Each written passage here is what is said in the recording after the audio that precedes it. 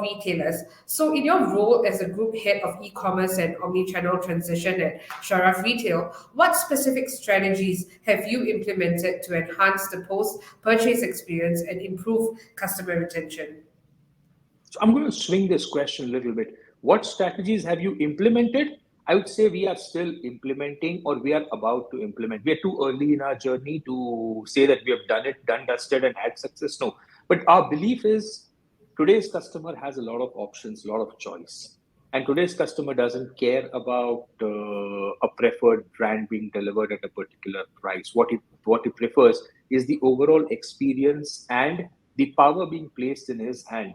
The value of a customer that a business feels is something that the customer knows. He knows how invaluable an asset he is for a business, and hence his expectations are continuously changing. Historically, retention was about giving a $25 voucher to a customer, telling him we missed you at a website. Today's customer is smart enough to say that I can go to Rakuten and get 20 vouchers of that size, $25, and shop at different locations. But what he wants is convenience, ease of shopping, and a very strong convergence, which is where we say retail, which is a product, the experience, the social, and the community. When you are able to juxtapose all four elements and get your product, price, promotion, people, technology, process, last mile, and your digital funnel right, you would have the right customer coming in to buy the right product, have the right experience, and go out with the right belief. Which means, in a very strong technical manner, how hyper personalized you are as a business. How strong a recommender engine do you have in the business? Are you able to get collaborative filtering to make the purchase pre-prepared for him? Are you able to deliver solution selling on the website, which means preempt what the customer is going to buy and give the recommendation to him before he even comes to a decision logic? If yes, how easy and how smooth is your checkout process? How quickly does the customer come in and get out of the business? More importantly, how quickly does the product get delivered to him? Not nobody expects today that everything will be delivered to him in 6 hours. But more importantly, is the entire last mile delivery journey in within his control, or does he have to gape around looking for people to provide him answers? Is everything available to him at his fingertips? And then what is the most importantly, what is the post purchase customer experience of reaching into a call center, getting his solutions, getting his queries sorted out, getting the kind of challenges that one faces? It depends on all of this, but what is also important is the post-purchase journey doesn't end at a customer service desk. It continues to go into what we call as the advocacy, the lower funnel advocacy, by making the customer feel valued at times about, we appreciate your presence on my platform, we appreciate you doing business with us, and we continue to make your purchase better by personalizing not only your future purchases, but bringing in like-minded people from your ecosystem to shop alongside with you and improve your purchase experience, which is what we do in Adventure HQ. You bought a bike from me. I'm going to come back to you in 3 months and remind you, sir, that you need to get your bike serviced. I'm also going to tell you that next week, my entire team is going, like-minded bikers are going to go on to Al Qudra trek for a bike excursion. Next week, would you like to join in? I'm also going to send my bike mechanic to come and adjust your gear shafts and your heights at your doorstep so that your biking journey continues to be smooth. When I have a new helmet available, I'm going to give you a personalized discount on that helmet. So you continue to realize that I haven't just sold a product and left you in the lurch. I am with you through the entire consumption journey and improvising it every time. Whether you want to be a part of the journey or not is a choice that I'm going to leave it to you. I will not hard sell it to you, but I'm going to be your next door bike expert, next door adventure expert, next door fashion expert that you can rely on every time you want to make a decision or you want to upgrade your product. And that continues to improve customer retention. Today's customer doesn't necessarily look for offers and deals. He looks for somebody who's willing to be with him unobtrusively and support his entire product journey. Totally agree, Kartik. It feels like as a consumer, you're also in a relationship with the brand that doesn't end just when you end that purchase experience. So I mean, Absolutely. different retailers are at different levels in their journey towards e-commerce. So what do you think are some of the biggest challenges brick and mortar stores face when transitioning to e-commerce, and how can they overcome them? So I would say they are not challenges, they are opportunities. It all changes and it all starts with a mindset and a belief. When we are conventionally used to a 20, 25-year-old legacy brick and mortar business, we are hard grained or hard coded into a way of doing business. It's about how flexible we are to change the pivot, where we believe that our storefront or the technology is just an enabler, and the key driver into the business is actually the product, the digital assets, and your last mile connectivity. When we are able to calibrate all of that and drive, the second challenge is also going to be about the mindset in terms of the returns that we expect. A typical brick and mortar retailer who's in the 15th, 20th year of his business is more or less tuned to the idea of having a healthy 8 to 10% profitability in the business. But when one needs to invest continuously into building an e-channel, a lot of people make grand beginnings, having grand plans, massive investments, but somewhere down the line, they lose steam because they are used to customers coming to their doors, and here they have to bring people into the door. So until unless you are very analytically strong, you have a full understanding of your customers, you're able to define customer journeys, your user experience and user interface on your website.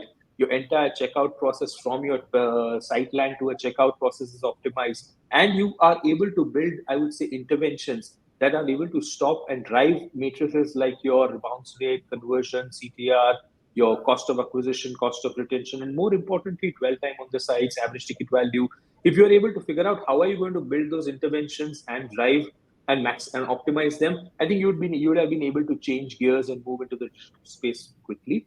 The third more important element is the inventory. Everybody believes e-commerce is just about having a fantastic website with beautiful pictures and a very strong Google AdWords campaign running. But the core of it is inventory. You would suddenly realize you would start getting 200, 300 orders a day. You would start canceling 30, 40% of them because you taken orders for products which do not exist in your system. Your inventory is not updated. Your product delivery is messed up. Your customer service is not linked backwards. You don't have an escalation system in place that covers your customer challenges. So if you're not able to get these elements right, you would continuously struggle to get your entire digital ecosystem optimized. In terms of understanding the consumer funnel and in terms of understanding the marketing element of it, we are conventionally used to being in malls where traffic anyways comes on their own. Whether we spend millions or we spend billions, once you have a brand identity and you've got a very strong equity in the market, consumers come to the store. But in the digital space, it's about catalog, it's about your digital experience, it's about your martech, how strong your upper funnel, middle funnel, lower funnel is, and how seamlessly are you able to move the customer through the funnel, which is a very scientific element and not a random or not a carpet bombing ATL activity which drives traffic into the business. So traffic becomes a critical element. And then overall, the last mile connectivity is where the differentiation is. How quickly are you able to introduce value added services? How quickly are you able to deliver the concierge services and the try and buy experience to the shopper?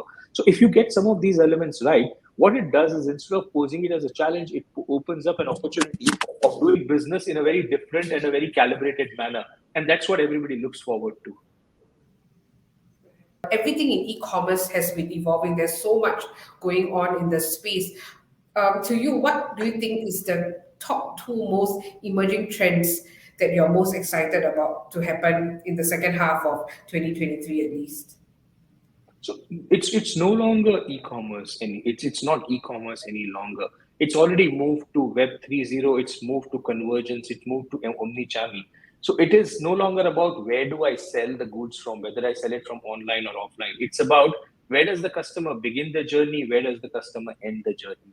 It is research online, purchase offline, research offline, purchase online. So the power is in the customer's hands. That's the first element. Second, if you have to drill it down into trends, mobile commerce, voice commerce, personalization, recommendations, very strong searches are replacing the conventional experiences of bringing people through AdWords onto the home page and then begin the product journey. Today, people don't come to the home page. The home page is more or less become irrelevant. It is a search bar that has taken over as a key driver of revenue, key driver of product.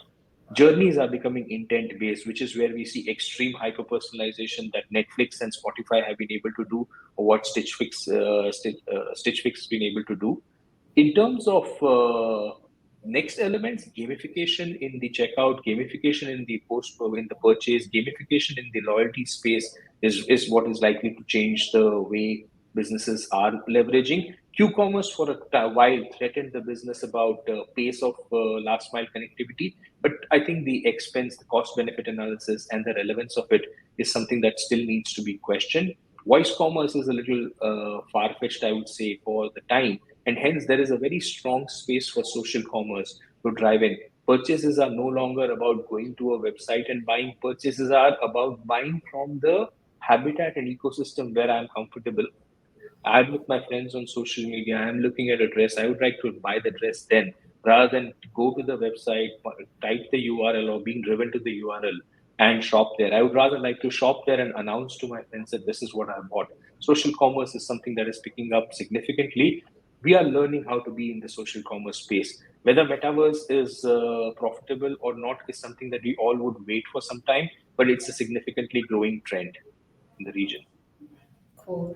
I feel that there's so much more I want to ask you and we can discuss, and this can go on for hours, but I think we are coming towards the end of the session. So before we go, could you give us a sneak peek of what you'll be presenting at eTail Asia this year? So at eTail Asia, we're going to talk about a couple of case studies. We're going to talk about intent-based UI, intent-based UX, and how hyper-personalized journeys are not only like driving repeats, but are driving absolute shopping values. And we're going to talk about moving down the funnel in a manner that e-commerce no longer becomes an expensive proposition, but driving viability of the entire business through the funnel. There are 2 to 3 elements that we would be talking about at eTail Asia this season.